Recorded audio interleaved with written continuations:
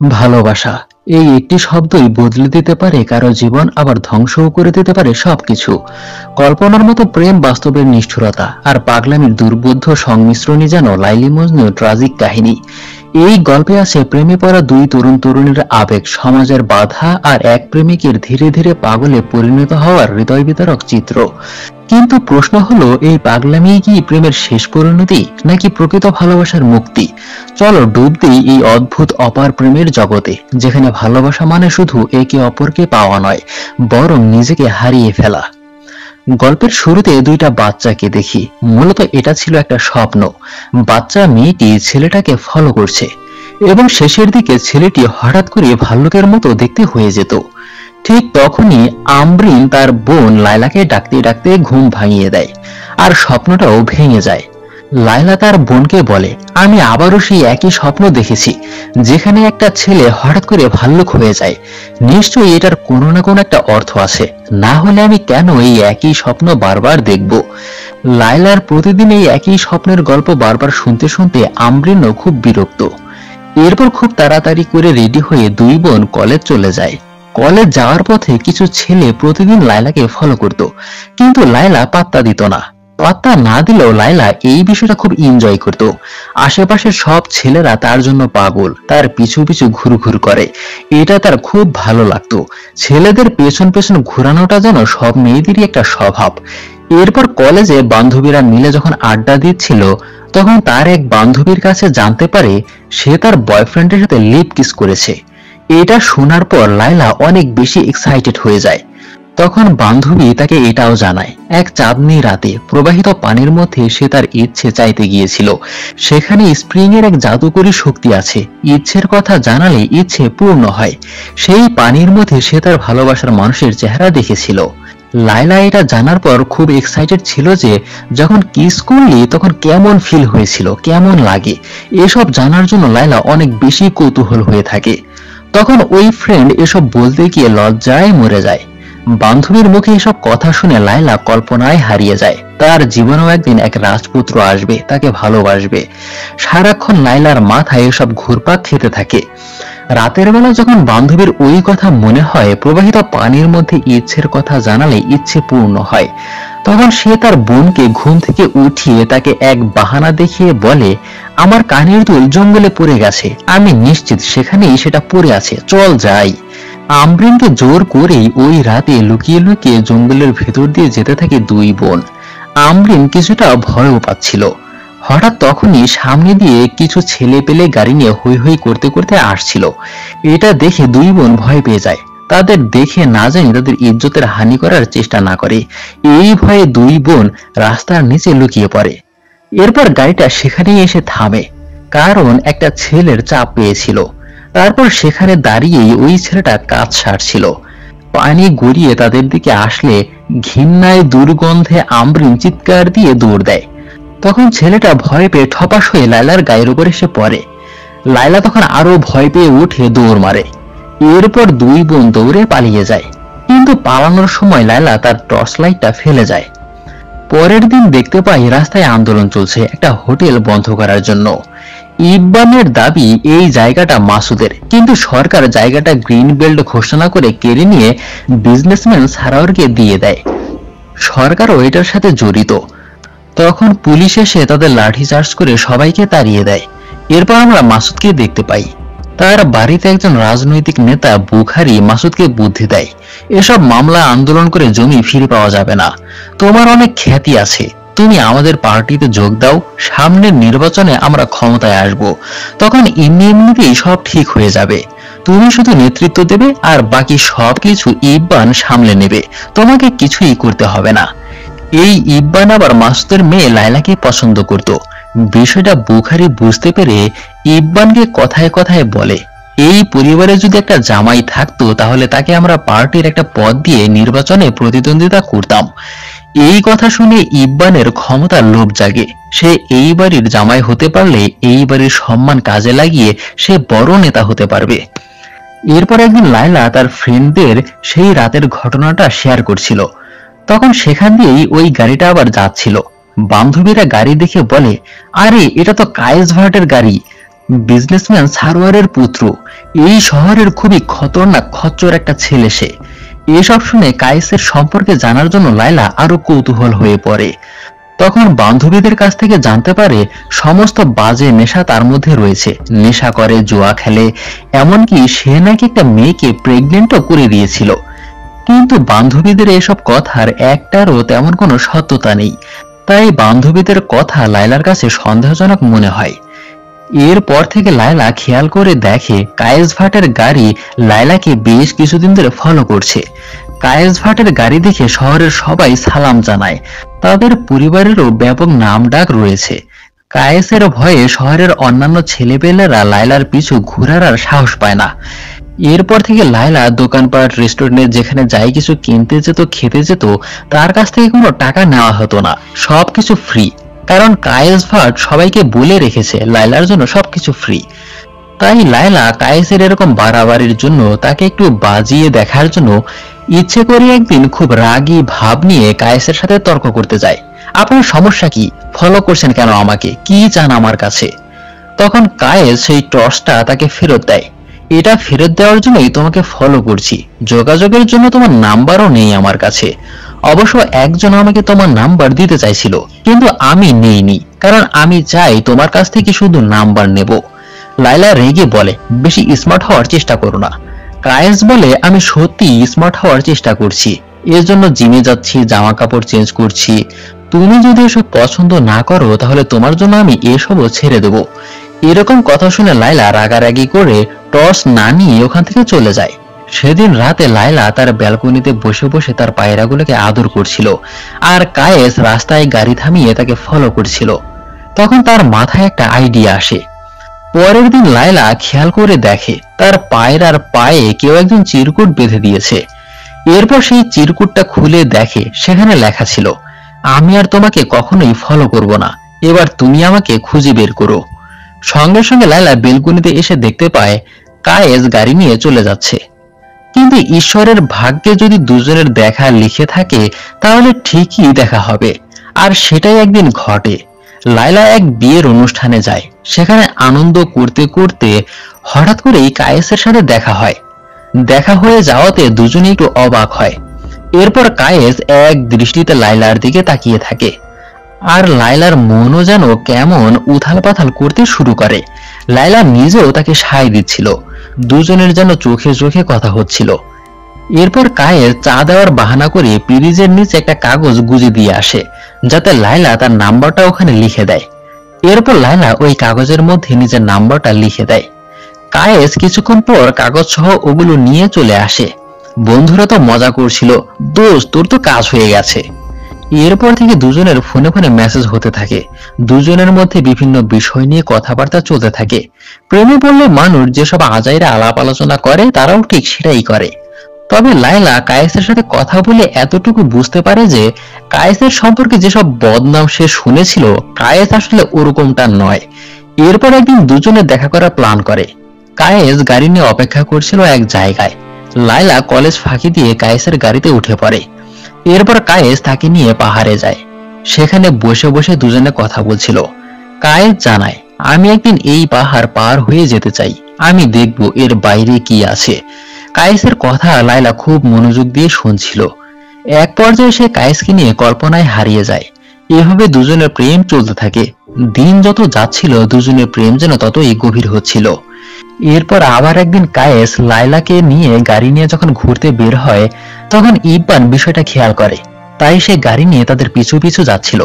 কায়েস বিষয়টা বুঝতে পারে যে ইব্বান তাদের পিছু নিয়েছে, তাই সে সজাগ হয়ে যায়। আর লায়লা তো ভয় পাচ্ছিল, এখন কি উপায় হবে, বাসায় জানলে আর রক্ষা নেই। কায়েস কেউ একজনকে ফোন করে কোথাও আসতে বলে। এরপর কায়েস গাড়ি নিয়ে ইব্বানকে রাস্তায় ঘুরপাক খাইয়ে খুব তাড়াতাড়ি এক জায়গায় গাড়ি ব্রেক করে। এরপর লায়লাকে নামিয়ে দেয় আর কায়েসের বোনকে গাড়িতে উঠিয়ে নেয়। এরপর কায়েস যখন আবার গাড়ি স্টার্ট করে তখন ইব্বান তাকে আবার ফলো করতে শুরু করে।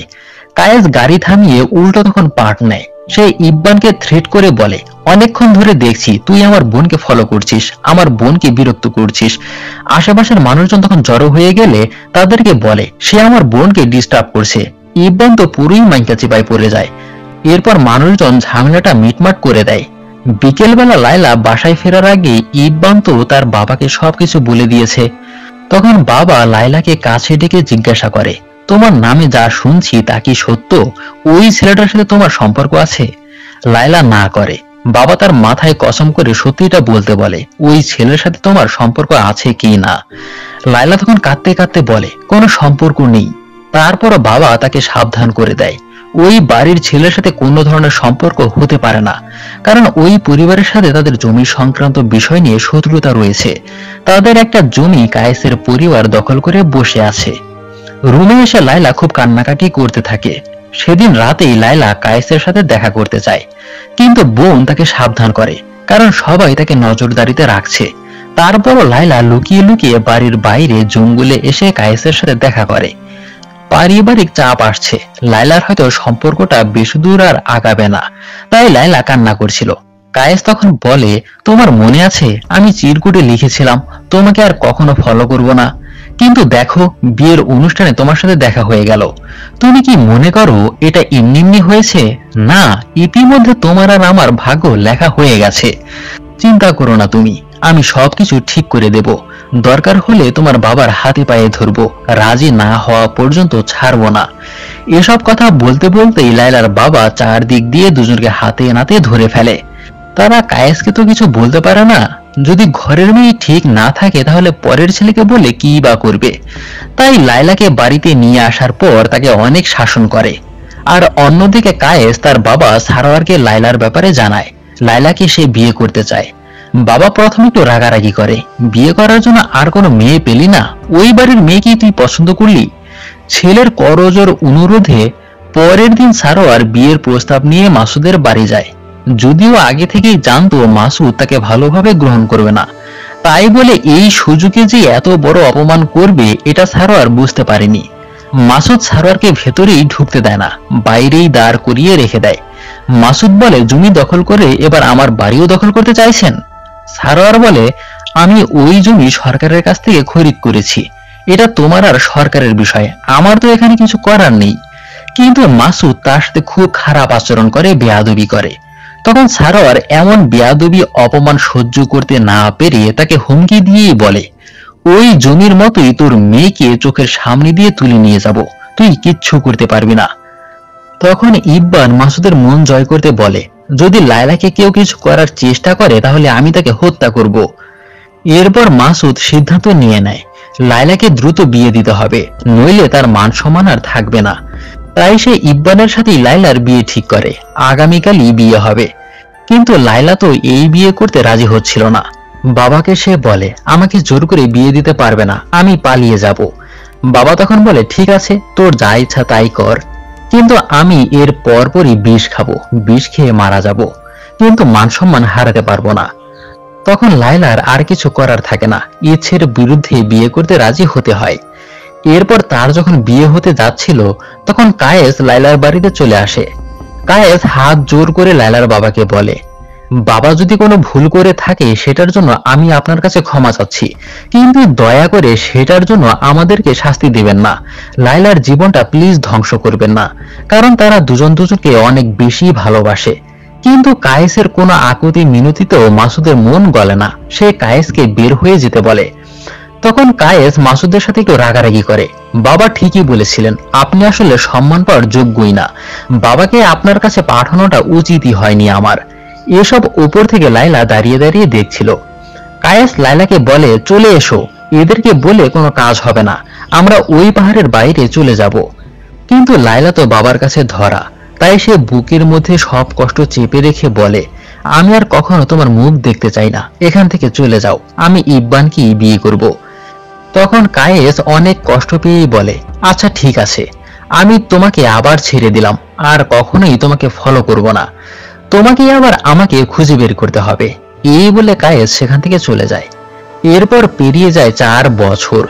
কায়েস প্রেমে ছ্যাঁকা খাওয়ার পর লন্ডনে চলে গেছে। হঠাৎ করেই কায়েসের বাবা একদিন হার্ট অ্যাটাক করে। এরপর হাসপাতালে নিয়ে যাওয়ার পর তাকে আর বাঁচানো সম্ভব হয় না, সে আর বেঁচে নেই। তখন দেখি কায়েস লন্ডন থেকে ফিরে এসেছে, তার চেহারার পরিবর্তনও হয়েছে। বাবার মৃত্যুতে সবাই কান্নাকাটি করছিল। এরপর সবাই মিলে সারারকে কবর দেওয়া হয়। দাফন হওয়ার পর সবাই চলে গেলেও কায়েস বাবার কবরের পাশে বসে কান্না করছিল। বাবার মৃত্যুতে কায়েস কিছুটা ভেঙে পড়েছিল। কিছুদিন ধরে সে ঘর থেকেই বের হচ্ছিল না। তাই বন্ধুরা তাকে অনেক বুঝিয়ে শুনিয়ে বাইরে নিয়ে যায়। একটা হোটেলে বসে চা খেতে খেতে কায়েসের দাঁড়িয়ে রাখার বিষয়টা নিয়ে বন্ধুরা জানতে চাচ্ছিল। কিন্তু হঠাৎই এক বন্ধু বাকি বন্ধুদের ইশারা দেয় পেছনে তাকিয়ে দেখতে, কারণ লায়লা খাবার পার্সেল করে নিয়ে যাওয়ার জন্য এখানে এসেছে। বন্ধুদের হাবভাব দেখে কায়েসের একটুও বুঝতে দেরি হয় না, কিন্তু কায়েস নিজের মনকে শক্ত করে। সে সামনের আয়নায় লায়লাকে দেখতে পায়। এত বছর পর লায়লাকে দেখে তার পুরনো কষ্ট আবার বেড়ে যায়। কষ্ট সে সহ্য করতে না পেরে কায়েস ওখান থেকে উঠে চলে যায়, কিন্তু লায়লা তাকে দেখতে পায় না। আর হ্যাঁ, এই কয়েক বছরে অনেক কিছুই পরিবর্তন হয়ে গেছে। দেশের সরকার পরিবর্তন হয়েছে, আর লায়লার হাজব্যান্ড মানে ইব্বান মাসুদের সম্মান কাজে লাগিয়ে এখন এমএলএ হয়ে গিয়েছে। কিন্তু এমএলএ হওয়ার পর ইব্বান পুরাই পাল্টাই গেছে। প্রতিদিন সে নেশা করে রাতের বেলা বাড়িতে ফিরে। এমএলএ হয়ে শ্বশুরবাড়ির কাউকে সে সম্মান দেখিয়েও কথা বলে না, তাদের দাম দিতে চায় না।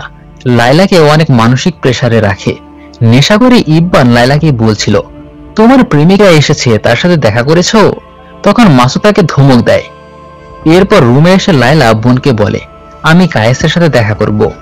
বোন বলে, পাগল হয়েছিস? 4 বছর হয়ে গেছে, লন্ডন নিয়ে সে পড়ে আছে, সেখানে মজা মাস্তি করছে।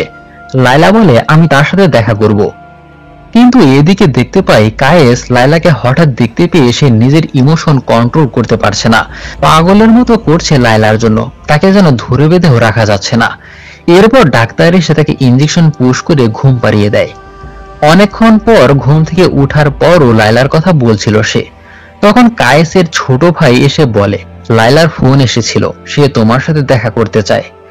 পরের দিন দেখি কোনো এক পরিত্যক্ত জায়গায় কায়েস একদম সেফ টেপ হয়ে আগের মতো হয়ে লায়লার সাথে দেখা করার জন্য ছোট ভাইকে নিয়ে অপেক্ষা করছে। কিছুক্ষণ পর লায়লা চলে আসে। এরপর কায়েস খুব নার্ভাসনেস নিয়ে ঘুরে দাঁড়ায়। লায়লাকে দেখা মাত্রই কায়েস যেন কেমন হয়ে যায়। লায়লা বলে মাটিতে সে লুটিয়ে পড়ে। কায়েসের এই অবস্থা দেখে লায়লা কাঁদতে থাকে। সেই আগের কায়েস ভাট এখন আর নেই, সে লায়লার প্রেমে যেন মজনু হয়ে গেছে। লায়লা কাঁদতে কাঁদতে বাসায় চলে আসে। কায়েসের এই অবস্থার জন্য লায়লা ভীষণ কষ্ট পেতে থাকে। এরপর লায়লা ফোনে কায়েসের সাথে কথা বলে। লায়লা কায়েসকে জানায়, আমি তোমার কাছে চলে আসছি, আমরা অনেক দূর চলে যাব। এই কথা শুনে কায়েস সঙ্গে সঙ্গে তার কাপড় চোপড় ব্যাগ ট্যাগ গোছাতে থাকে। এরপর থেকে লায়লা কায়েসের কাছে চলে যাচ্ছিল। তখন ইব্বান তাকে জিজ্ঞাসা করে, কোথায় যাচ্ছ? সে বলে, মার্কেটে। কিন্তু ইব্বান বলে, আমি এমএলএ, সব জানি আমি, আমার কাছ থেকে পালানোর চেষ্টা করছো? লায়লা চলে যেতে নিলে ইব্বান তাকে বাধা দেয় এবং মারধর করে। তখন ভেতর থেকে বাবা বোন সবাই বের হয়ে আসে। বাবা তো ইব্বানের উপর ভীষণ রেগে যায়, আমার মেয়ের গায়ে হাত তোলার সাহস কি করে হয় তোর? তখন লায়লা এসে বলে, বাবা থামো থামো, আমি বলছি। এরপর লায়লা বলে, তুই আমার গায়ে হাত তুলেছিস না? তোকে যদি কোর্টে না উঠাতে পারি তাহলে আমার নাম লায়লা না। তোর এই মুখ বাইরে দেখাতে পারবি না, তোকে আমি কোর্টে তুলবো। এসব শুনে ইব্বান তখন ঘাবড়ে যায়, কারণ সত্যি সত্যি যদি এমনটা করে তাহলে তার পুরো ক্যারিয়ার শেষ হয়ে যাবে। পরের দৃশ্যে দেখি লায়লা কায়েসের বাসায় দেখা করতে চলে এসেছে।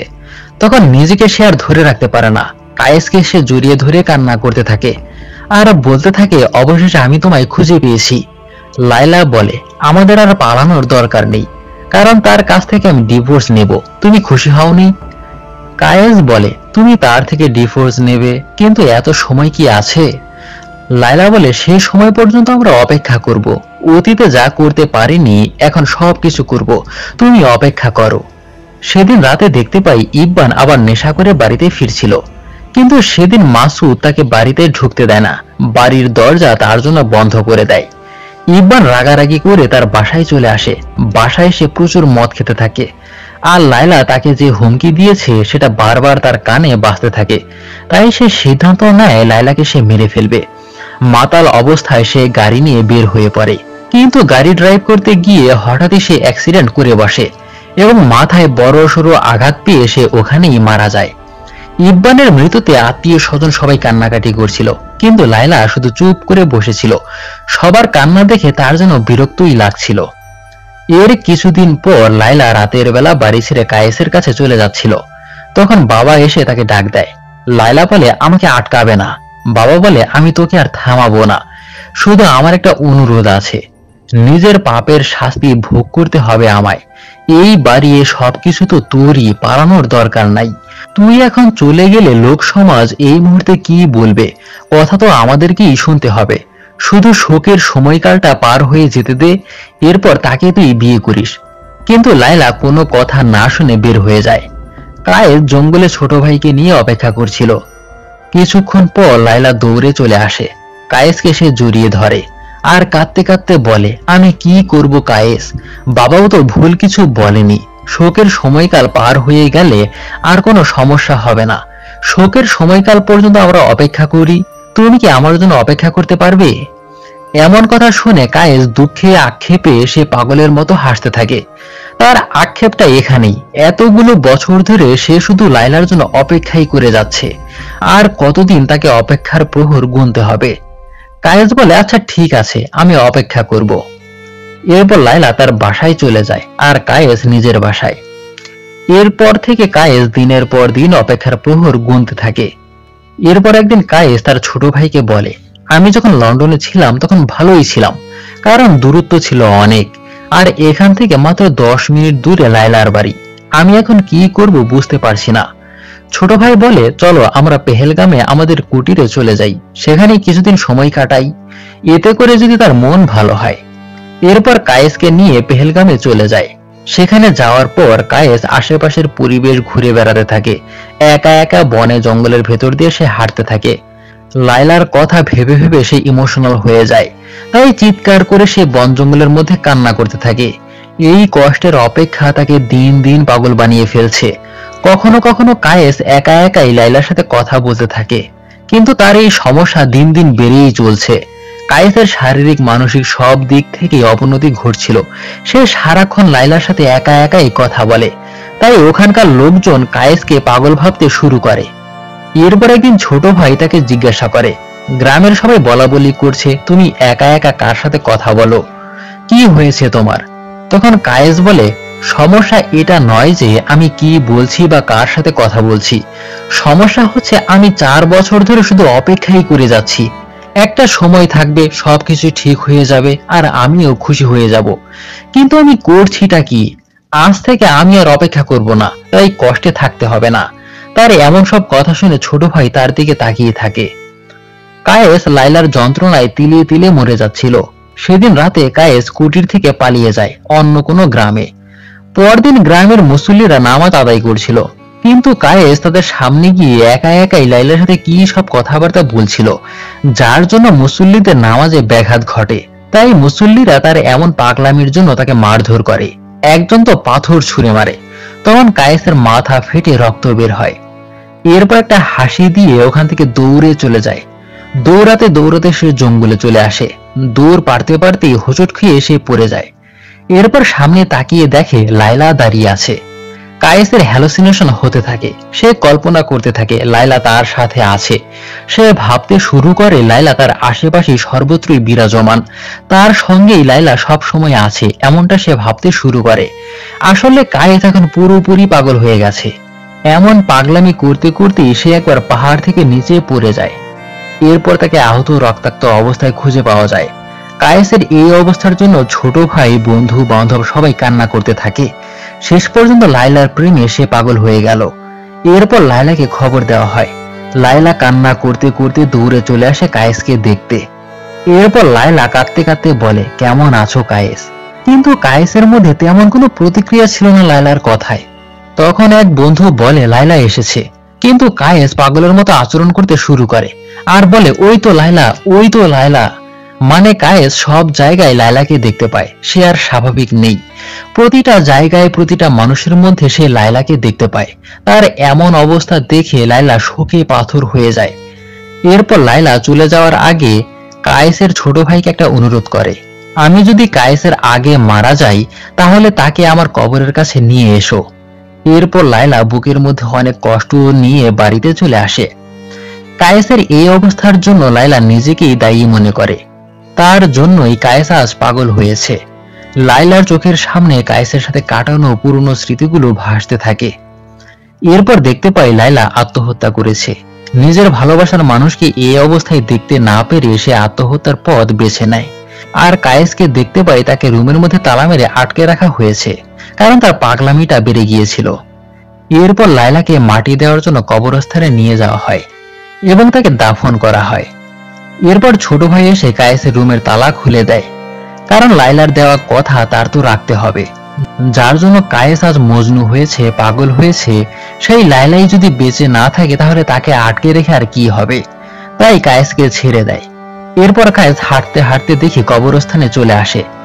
এখানে এসে সে আবার লাইলাকে দেখতে পায়। লাইলা তাকে দূর থেকে যেন ডাকছে। এরপর সে লাইলাকে ধরার জন্য দৌড়াতে শুরু করে। দৌড়াতে দৌড়াতে সে লাইলার কবরের পাশেই হোঁচট খেয়ে লাইলার কবরের পিলারের উপরই মাথায় বড়সড় আঘাত পায়। তার মাথা থেকে রক্ত বের হতে শুরু করে, কিন্তু তখনও সে লাইলাকে দেখতে পাচ্ছিল। এরপর সে হাসতে হাসতে লাইলাকে ভাবতে ভাবতেই শেষ নিঃশ্বাস ত্যাগ করে। এরপর এখানে দেখানো হয় লাইলা স্বপ্নে যেই দুটো বাচ্চাকে দেখতে পেত, আসলে তারা আর কেউ নয়, বাচ্চা দুটো তারা নিজেরাই। হয়তো পরকালের জীবনে দুজনে একসাথে হবে, যেই দুনিয়ায় তারা সুখী হতে পারবে। কিন্তু তাদের প্রেমের এই করুণ কাহিনী সত্যি মনের মধ্যে দাগ কেটে যায়। সবশেষে গল্পটি কেমন লাগলো অবশ্যই কমেন্ট বক্সে জানাবেন। সবাইকে ধন্যবাদ।